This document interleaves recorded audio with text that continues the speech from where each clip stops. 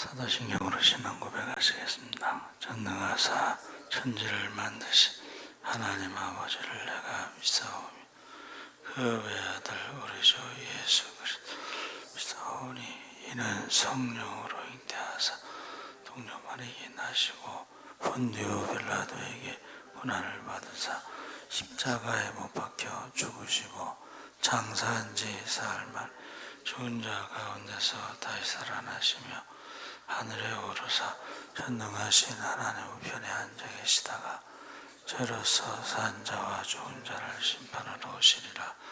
성령을 믿사오며 거룩한 공예와 성도가 서로 교통하는 것과 죄를 사하여 주시는 것과 몸이 다시 사는 것과 영원히 사는 것을 믿사옵나이다.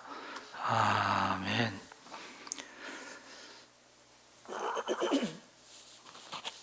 찬송가 235장 찬송하시겠습니다.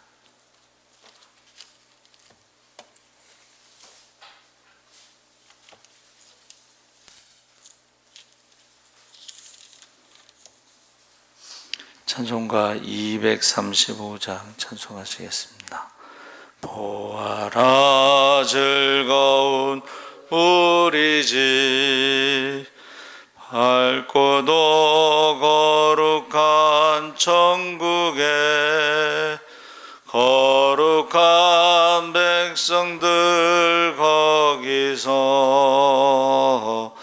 영원히 영광에 살겠네. 거기서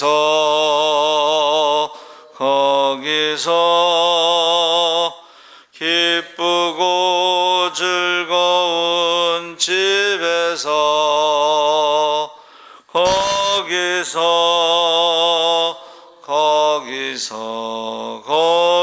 거기서 영원히 영광에 살겠네. 앞서간 우리의 친구들 황명한 그 집에 올라가 거룩한 주님의 보좌 앞 찬미로 영광에 즐기네. 거기서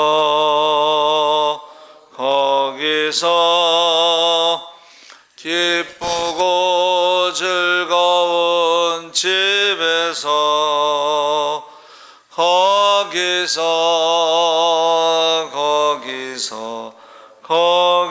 거기서 찬미로 영원히 즐기네. 우리를 구하신 주님도 거룩한 그 집에 계시니 우리도 이 세상 떠날 때에 영원히 살겠네. 거기서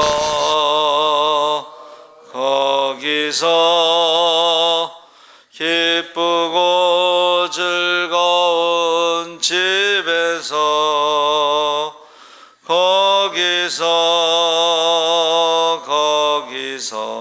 거기서 주님과 영원히 살겠네.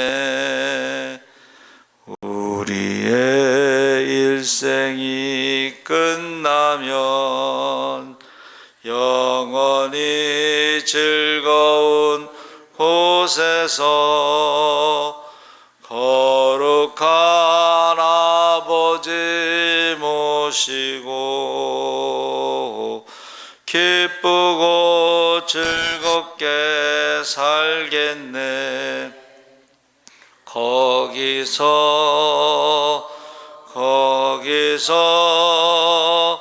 기쁘고 즐거운 집에서 거기서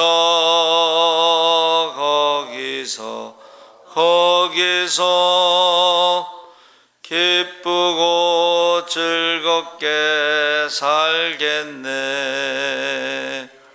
아멘.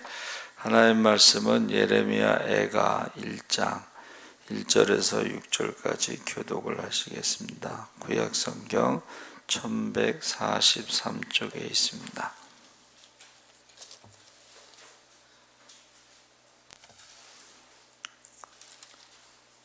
예레미야 애가 1장 1절에서 6절까지 교독을 하겠습니다. 슬프다 이성이여, 전에는 사람들이 많더니 이제는 어찌 그리 적막하게 앉았는고. 전에는 열국 중에 크던 자가 이제는 과부같이 되었고, 전에는 열방 중에 공주였던 자가 이제는 강제 노동을 하는 자가 되었도다.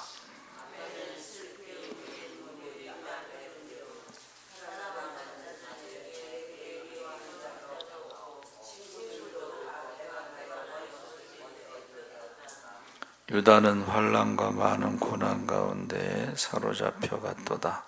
그가 열국 가운데 거주하면서 쉴 곳을 얻지 못하며 그를 핍박하는 모든 자들이 궁지에서 그를 뒤따라 잡았도다.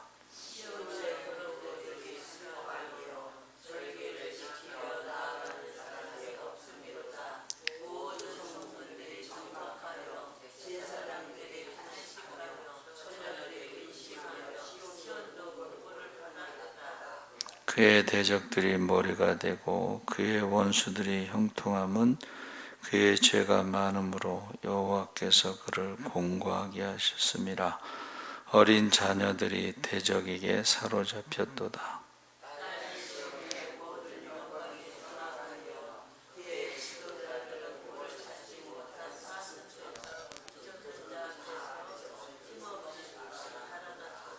아멘. 할렐루야. 잘하셨습니다. 감사합니다. 애가라는 제목으로 말씀을 나누겠습니다. 애가라는 것은 슬픈 노래죠. 그래서 예레미야가 70년 동안 이제 바벨론 포로에 대해서 예언했는데, 마지막 그 바벨론에 의해서 이제 망하는 왕 4명에 대해서 계속 경고를 하죠. 그런데 경고해도 그들이 듣지 않습니다. 그리고 바벨론의 포로로 잡혀갔는데도 이 거짓 선지자들이 망하기 전에는 예루살렘이 있어서 성전이 있어서 망하지 않는다 거짓말을 했고, 망한 다음에는 2년 안에 돌아온다고 또 거짓말을 했습니다. 그래서 예레미야가 망한 후에도 계속 편지를 보내요. 그 편지가 이제 70년 있다가 돌아온다. 그것을 다니엘 이제 그것을 읽습니다. 돌아온다는 것을 믿고, 그러나 2년이 아니고 70년 있다 온다는 것을 믿고 그가 신앙을 지키는 거죠. 그래서 1장 1절에 슬프다 이 말은, 거기 거민이 많더니 이제는 어찌 그리 적막히 앉았는고, 이제 포로로 다 잡혀가고 칼로 죽고 전염병으로 죽고 기근으로 죽고 포로로 잡혀가고 이제 몇 명의 노인들 몇 명만 앉아있는 그런 모습을 지금 말하고 있습니다. 그러면서 열국 중에 크던 자가 과부 같고 열방 중에 공주 되었던 자가 이제는 조공을 드리는 자가 되었다. 그래서 지금 이 애가라고 하는 것은 나라가 망한 다음의 모습을 지금 묘사하고 있습니다. 그래서 이 슬프다라는 그 에이카라고 하는 단어는 슬픔 속에 어떻게 이렇게 되었는가 라는 탄식이 들어가 있습니다. 어떻게 이럴 수가 있는가 하면서 탄식이 있습니다. 이것은 하나님의 징계라고 하는 것으로 해석하는데, 징계와 징벌의 차이가 뭐죠? 징벌은 이방인들에게 벌을 주는 것이고, 징계는 가르치는 거예요. 하나님의 말씀을 듣지 않고 계속 우상을 섬기다 보니까 나라가 망하고 포로로 잡혀가고 이렇게 된다 하는 것을 가르치는 것입니다. 그 중에 남은 자들이 돌아오는 거예요. 그러니까 많은 사람들이 돌아오는 게 아니고 남은 자들이 돌아오는, 그것을 구루터기라고 표현하고 있습니다.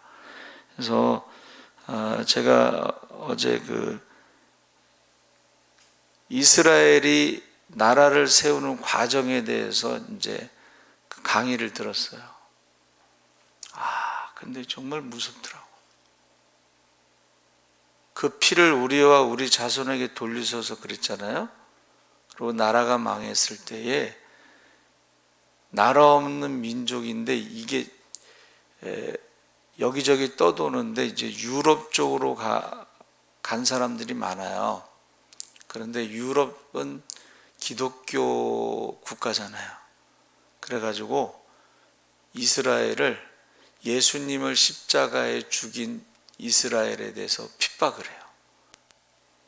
그래서 러시아로 갑니다. 근데 러시아로 갔는데 거기에 문제가 생길 때에 이게 이스라엘 사람들 때문에 이런 일이 일어났다 해서 40년 동안 이스라엘 사람들을 죽여요. 그러니까 이제 러시아에 가서 정착한 이스라엘 사람들의 마을을 40년 동안 죽이는 거야. 근데 거기에는 애기들도 있어요. 그냥 죽이는 게 아닙니다. 애기들을 찢어서 죽여. 그거를 길거리에다 내놓는 거예요. 그래서 다시 프랑스로 가는데, 프랑스에서도 또 예수님을 십자가에 죽인 사람들을 또 죽여. 막 폭동이 일어나. 그래가지고 안 되겠다 해서 나라를 세워야 되겠다는 생각을 가졌는데, 그 다음에 또 누가 나타나요? 히틀러가 나타나. 600만 명을 죽이는 거예요. 그래서 이유는 단 하나예요. 예수님을 십자가에 죽인 사람들, 그 핏값에 대해서 그렇게 무서워요. 그러니까 지금 예레미야 애가를 이제 제가 준비하면서 느끼는 게 뭐냐면, 이거 바벨론 포로로 잡혀간 건 아무것도 아니구나. 바벨론 포로로 잡혀갔다는 것은 물론 칼에 죽고 기근으로 죽고 전염병으로 죽었지만, 그래도 포로로 잡혀간 사람은 다니엘처럼 총리도 되고 에스겔처럼 선지자도 있고 그런 식으로 해서 거기 정착을 했어요. 바벨론에서 정착을 했어요. 하나님이 너희 거기서 시집가고 장가가고 농사짓고 장사하고 돈 벌면서 70년 동안 정착을 하고 우상의 뿌리를 뽑고 남과 북이 이렇게 나눠져서 싸웠었는데 이제는 하나가 돼서 돌아올 거다. 그리고 성전도 지을 것이다. 여기에 비하면 예수님을 죽인 핏값에 대해서 그것은 이건 아주 끔찍하게 비교가 안 되는 거예요. 1장 2절에 친구들이 다 배반한 참상에 대해서 진술하는데, 밤새도록 애곡하니, 밤새도록 파라엘라는 슬픔이 보통이 아니라는 것을 말하는데, 보통 우리가 슬프더라도 밤에는 잠을 잘 수 있는데 밤에 잠을 잘 수 없는 그런 슬픔을 말하는 거예요. 밤에 잠을 잘 수 없는 슬픔. 사랑하던 자라는 이 말은 친구라는 말과 같은 뜻으로 사용했는데, 여기서 친구는 유대인들이 의지하고 신뢰했던 애굽을 의미하는 것이에요. 그렇게 선지자가 뭐라 그랬어요? 애굽을 의지하지 마라. 애굽은 상한 갈대와 같다. 애굽을 의지하지 말라. 그런데도 끝까지 애굽을 의지하고 바벨론과 싸웠다는 거야. 하나님은 바벨론에게 항복해라. 애굽을 의지하지 말고. 그런데 끝까지 애굽을 의지했는데 의지했던 친구와 같은 애굽이 그들을 도와주지 못했다는 것입니다. 도와주지 않았다는 것입니다. 그래서 우리가 하나님을 대신으로 믿던 모든 것이 이사야 3장 1절에 없어질 것이다. 그러니까 우리가 굉장히 조심해야 돼. 우리가 돈을 의지하고 열심히 돈을 벌 때에 그 돈을 의지하던 사람들은 돈이 없어진다는 거예요. 건강이 없어진다는 거예요. 그래서 친구와 같은 의지했던 애굽이 그를 도와주지 못한 것처럼 우리가 하나님 대신으로 의지했던 것들은 다 없어질 것이다. 1장 3절에 유다 민족이 바벨론에게 포로된 사건을 전후해서 당하는 고난에 대해서 환난, 수고, 평강을 얻지 못한 핍박 등이 있는데 이것은 이제 한마디로 말하면 이제 노예 생활을 하는 거죠. 노예 생활. 노예라는 뜻은 뭐예요? 자기가 수고한 것에 대해서 자기 것이 아니라는 것, 다 주인의 것이고, 노예라고 하는 것은 말하는 동물이라는 뜻입니다. 말을 하는 동물. 그래서 노예가 아프면 버리게 돼 있어요. 치료하는 것. 백부장이 그 종을 위해서 기도한 것은 아주 특별한 어떤 믿음을 말하는 것이지, 일반적으로는 노예를 아프면 말하는 동물이기 때문에 버립니다. 1장 4절에 그래서 보세요. 거기 전에는 유다 백성이 절기를 지키느라고 시온의 도로가 사람들로 가득 찼다. 이제는 그 도로에 사람이 보이지 않는다. 이게 무슨 말이에요? 절기에 사람이 없다는 것은 우리가 예배를 드릴 때 교회에 사람들이 없다는 거랑 똑같은 거예요. 그 많은 사람들이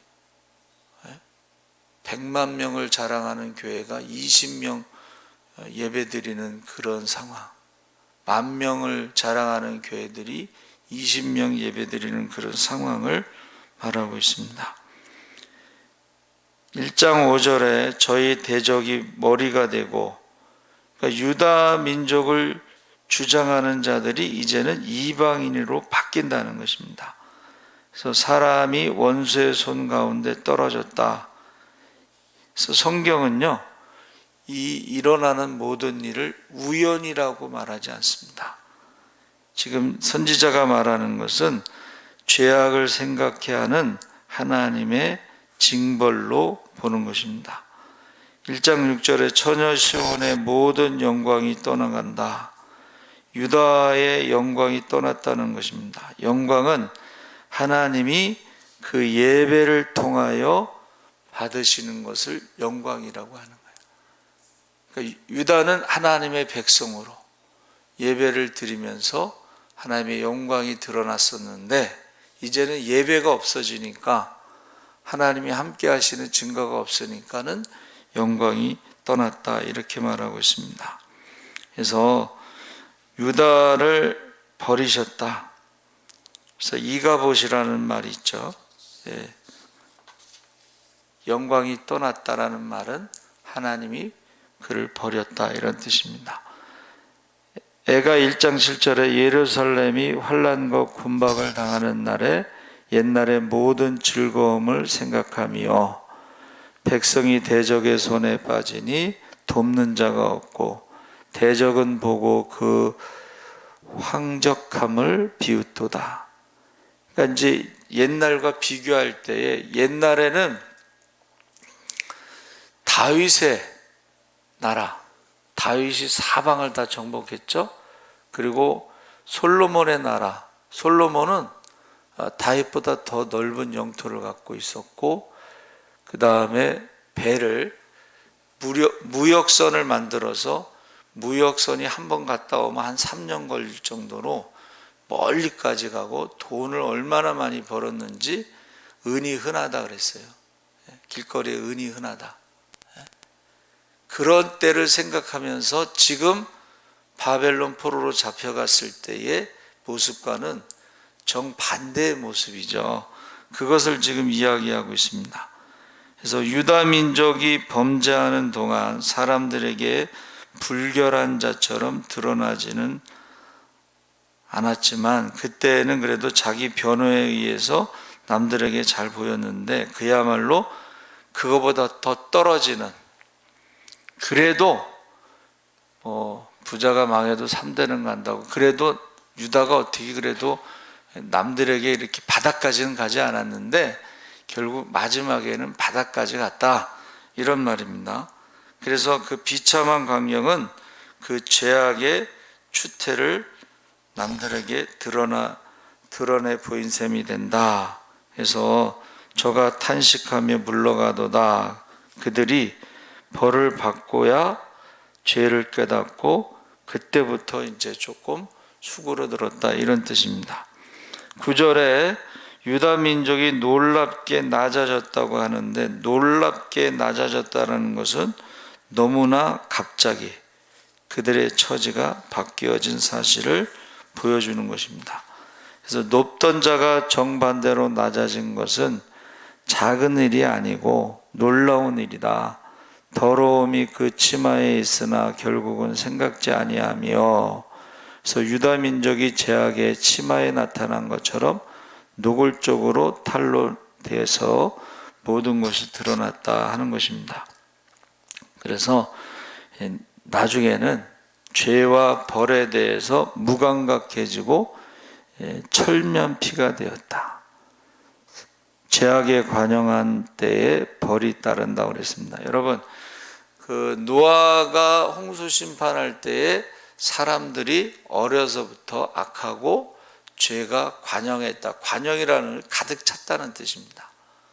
그러니까 여러분, 하나님이 심판하실 때는 그 죄가 가득 찼을 때 심판하시고, 근데 유대인들에게, 이스라엘 사람들에게는 계속 경고를 하고 선지자들을 보내고 회개의 기회를 주시는데 그것을 회개하지 않았다는 것입니다. 그게 거짓 선지자들이 계속 바술, 모든 것에 평강이 있다. 예루살렘이 있고 성전이 있기 때문에 망하지 않는다. 근데 예수님이 말씀하셨어요. 예수님도 말씀하시고 구약의 선지자들도 선포했어요. 뭐라고 했어요? 난리의 소문이 들리면, 예루살렘이 포위될 때면 산으로 도망가라. 산으로 도망간 사람들은 살았습니다. 성전 안으로 숨은 사람들, 예루살렘 성으로 들어간 사람들, 성전이 있어서 우리를 지킨다고 거짓말을 믿었던 사람들은 칼에 죽고 기근에 죽고 전염병으로 죽고 포로로 잡혀갔는데, 산으로 도망가라는 말씀이 뭐냐면 하나님만 의지하라는 거예요. 할렐루야.